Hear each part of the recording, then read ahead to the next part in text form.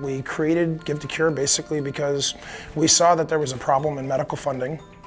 The biggest problem that we saw was that there was a disconnect between available clinical trials that could go straight into humans and have an impact, not in a test tube, but on patients. We're the only organization, we're the only platform that targets just clinical trials, because we believe that that's the way to accelerate medicine. We have a major myth around Alzheimer's in the general public in the sense that we're properly funding the research that will be needed to find a cure.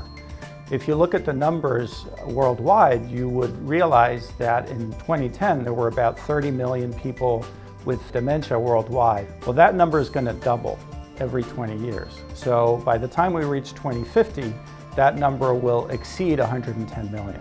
1 out of every 10 people over the age of 70, 1 out of every 5 people over the age of 75, and 1 out of every 2 to 3 people over the age of 80 to 85 suffer from Alzheimer's disease. But nobody has ever gotten cured of Alzheimer's. It's severely underfunded, and if you ask any of our scientific advisory board, they'll tell you that the research is there, but the funding is not.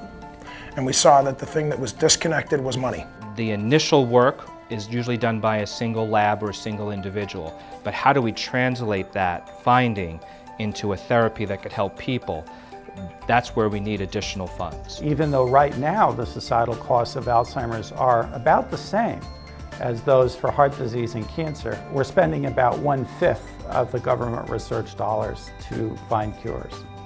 So 100% of donations go directly to the research that's chosen by our scientific advisory board. If you gave $15 for every Alzheimer's patient you knew, that would change the game. My dad had a great saying. He used to say, son, if you want to move an oil tanker 90 degrees, you're pretty much screwed. But if you nudge it just 1 degree and you wait 500 miles, you'll look back and you'll be in a whole new place. And I saw medical funding in the exact same way. It's an oil tanker, and what Give to Cure's job is to just nudge that. And we're going to look back and we're going to be in a whole new place.